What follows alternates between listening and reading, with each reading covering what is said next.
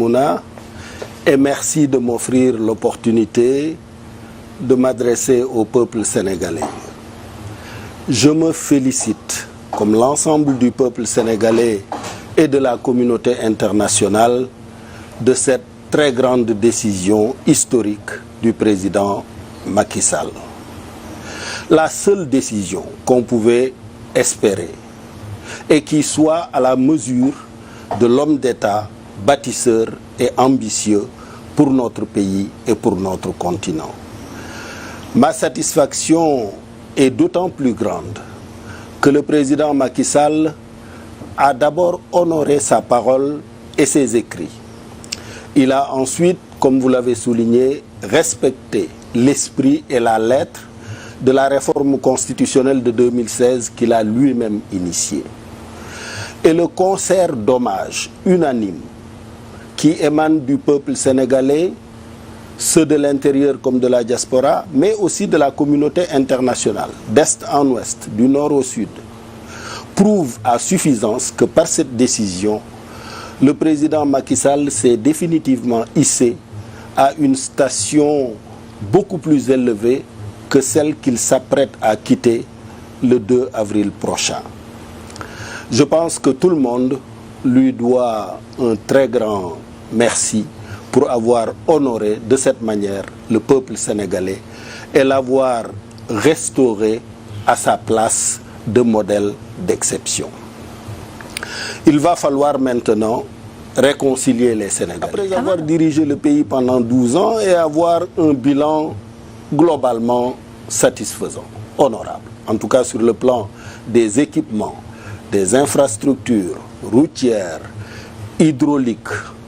J'ai surpris la dernière fois une conversation de chasseurs libanais qui discutaient et qui avaient l'habitude de parcourir les brousses sénégalaises pour leurs activités de chasse.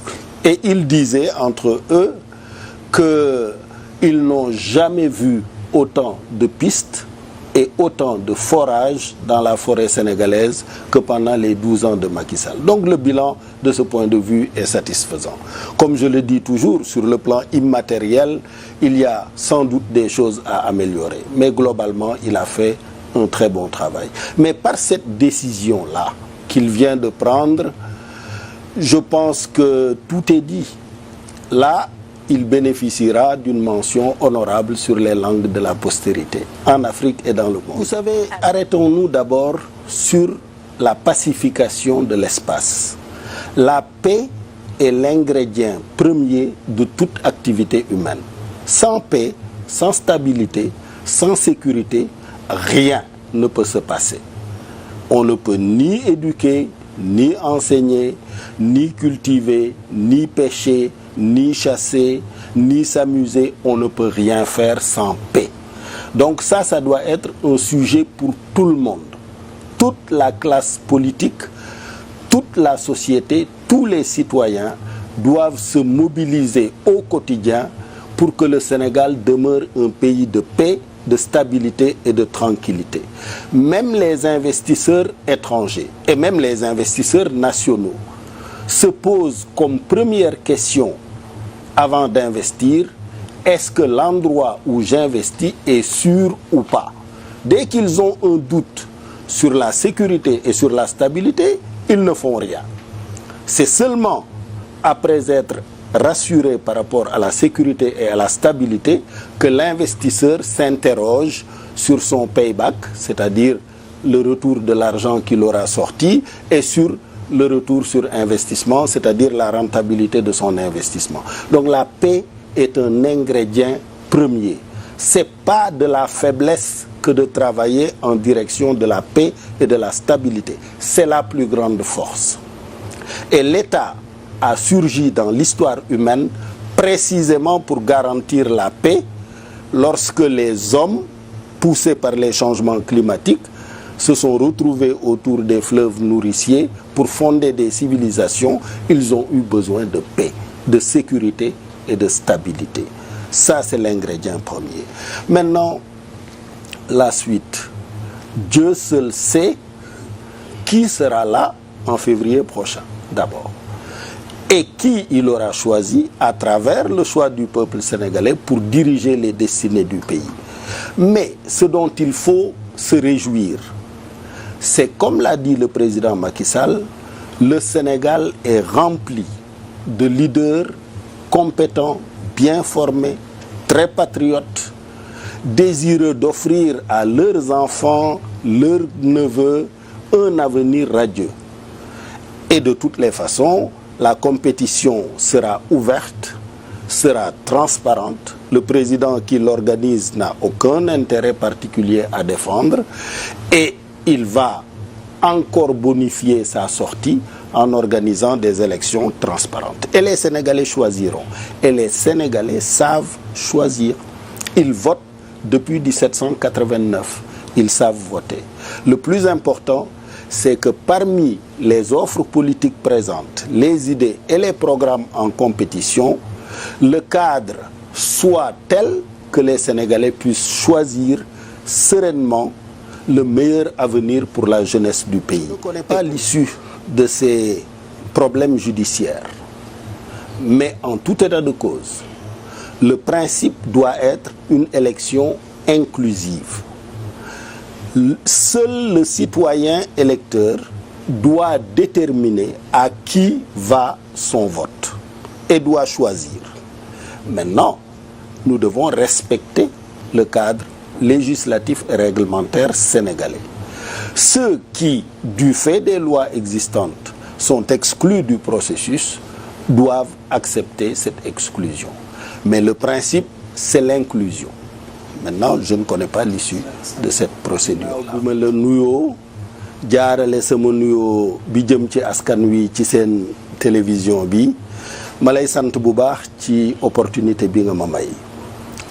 li may njëkk a def mooy rafetlu bu baax a baax li nga xam ni lii président de la République jël na ko comme dogal. dogal boobu mooy bi ma doon xaar ci moom.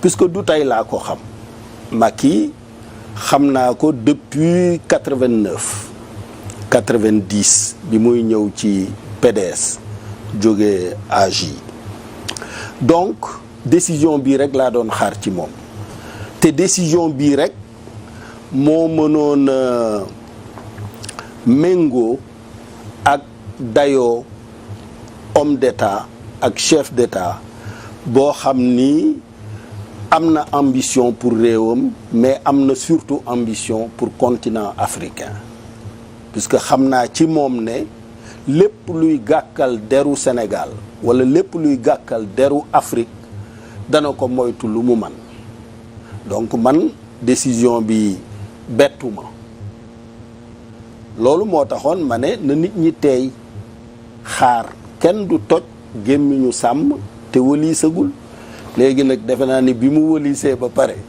mbégte moo ëpp ci ñépp nag ñi ko doon xarab ak ñi ko doon kañ yépp am nañu mbégte tey bu ngeen dégloo muy ci biir réew mi muy bitim réew muy waa àddina bi ñépp ñoo ngi kañ Sénégal. Sénégal dafa mel ni delloowaat nañ ko sagam ci Afrique comme modèle démocratique delloowaat nañ ko sagam ci àddina bi te décision bi mu jël li ma ci gën a bégloo mooy yëkkati na ko ci maqaama boo xam ni moo gën a kawe bii muy waaj a bàyyi. gis nga na Mandela meloon ci Afrique du Sud ba mu bàyyee jox Thabo Mbeki ku daan visiter Afrique du Sud gis Mandela nuyu ko moo lay gënal dem ci Thabo Mbeki donc je pense que décision bii mu jël boobu dayoo la am yëkkatiwaat na image yu Sénégal ñëpp a ngi koy wax boo dégloo chef d'État africain yi wala ancien chef d'État yi ñëpp ñoo ngi naan Sénégal mooy porte-flambeau démocratie. Je pense que ñi nekk ci diaspora bi man li ma jot ci ay message yu bàyyi ko ci ay diplomates internationaux ay autorités internationales moo ëpp li ma jot ci message yu bàyyi ko ci réew mi donc loolu rek jaroon na ñu teey bàyyi ko ak teeyu bakkanam ba mu àddu léegi bi mu àddoo mbégte moomu laa ci am léegi xëy na li ci des mooy ñu jubalewaat Sénégal ñëpp àndandoo nekk benn bokk ndey bokk baay. waroo ci xalaat warula jur noonoo waroo ci xalaat warula jur yàq ak toj li ñëpp bokk, puisque yow boo ko tojee yàq ko da nga koy yàqal ñoo xam ni ñoom nga ne ñoom ngay xeexal, puisque boo yàqee transport en commun waa population bi ñoo ciy dugg. boo yàqee université jeunes yi nga ne ñoom ngay xeexal ñoo fay jàng, ñooy jëfandikoo téere ya fa nekk ak archive ya fa nekk. donc waroo ci xalaat. li tax démocratie baax mooy lépp da nga koy def ci dal ak ci waxtaan, toog wax comme ni ñu def bi ñuy def dialogue national bi. wax nañu d'accord ñu ci lépp, mais au moins li mu jur mooy li ñu d'accord xam nañu ko, li ñu d'accordul xam nañu ko, li nga xam ni lii dafa laaj xóotal mënuñoo wax ni d'accord nañu wala d'accorduñu xam nañu ko. loolu la waxtaan di jariñ te loolu mooy démocratie. En tout cas daal pour dellu si ci décision bi décision bi daal vraiment c'est extraordinaire. le blason du Sénégal à l'international. Totalement. Parce qu'il y a eu mais loolu Maïmouna yaa ma ko gën a xam. oui mais yu kenn xamul ba nga xam ni Sénégal defe woon nañ ni benn pays boo xam ni ci suux la jëm, wala def ni ñeneen ñi coup d'état wala xeex bu dul jeex wala guerre civile. loolu la nit ñi jàppoon, mais tey wala démb ak tey bi nit ñi déggee président de la République wax, beneen xar kanam la Sénégal am, beneen yëkkatiku la am. musu ko ñàkk sax nag, puisque même bi nga xamee ni nit ñi fexe nañu ba ay trouble am fii, ay xeex am fii, ay yàq am fii, ay toj am fii, xam nañu ne Sénégal am na capacité def face ci loolu. même ñi ko doon jéem ñoo la gën a xam ni état Sénégal du bàyyi loolu mu wëy, dana ko saafara. gis nga France bërki démb benn xale bu benn alkaati rey la ñu fa yàq ak la ñu fa taal. donc kenn muccul ci violence, mais li am solo mooy état bu dëgër, institution bu dëgër, ay forces de sécurité et de défense yu xam seen métier, xam seen liggéey, ba nga xam ni bu tàkkee it danañ ko mën a fay. te loolu président de la République liggéey na ci, forces de sécurité yi liggéey nañ ci, citoyens yi ak même médias yi liggéey nañu ci delloo si jàmm jooju ak dal boobu. xam nga bugguma singulariser, mais société lii tax mu am mooy justice. mooy yow mii bu ma la tooñee ñu teg ma daan, boo ma tooñee ñu teg ma daan, te du ma fajal sama bopp, doo fajal sama bopp. donc nit ku nekk li nga xam ni lii moom la ñu bëgg mooy élection inclusive, ku war a bokk. gis nga États-Unis par exemple, ñoom candidat bu nekk même buñ la condamné crime bi gën a garaaw nga bëgg a nekk candidat da ngay nekk candidat. ñoom amuñu benn gàllankoor buy tere nit ki nekk candidat. bokkul ak Sénégal.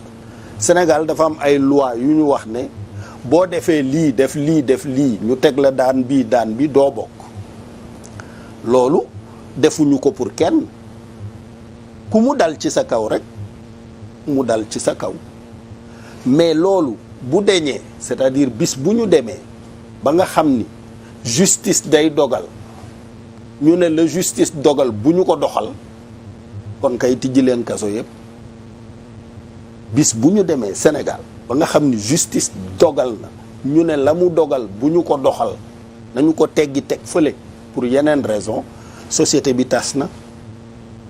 puisque ci ban base ngay jàppee ki sàcc ginaar gi wala ki dem def accident circulation rey nit wala nangam, ci ban base nga koy jàppee? Il y a des milliers et des milliers de Sénégalais yu nekk ci prison bi, lu leen fa téye décision de justice. yow parce que leader politique nga mucc ci loolu, wala boog ñu voté benn loi daal di ne ku am parti politique wala kuy defar politique loo mënti def mucc nga, kenn du la teg daan.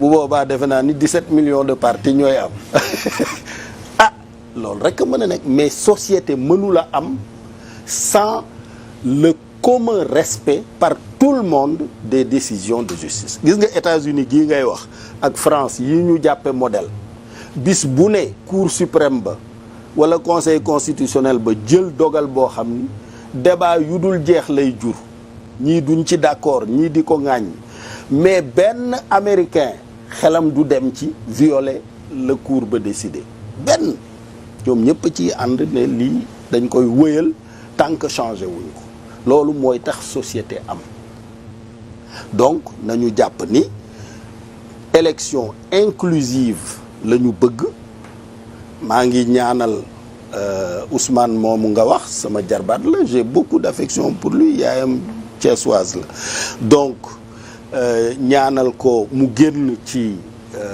problème yi mu nekk mais bu dalee ci kawam itam mu muñ yeneen élection ngi fi te moom xale la pardon ba léegi sa yéene mi ngi nekk mu bokk comme ni nga ko waxee woon. absolument non man bu doon man damay def comme aux États-Unis c'est-à-dire du ma def benn gàllankoor. du ma def déchéance électorale. non du am déchéance électorale damay bàyyi peuple bi bu xamee ni yow sàcc nga alalam wala yow def nga crime wala def nga lii peuple bi mooy tànn est-ce que bëgg na président bu mel noonu wala déet.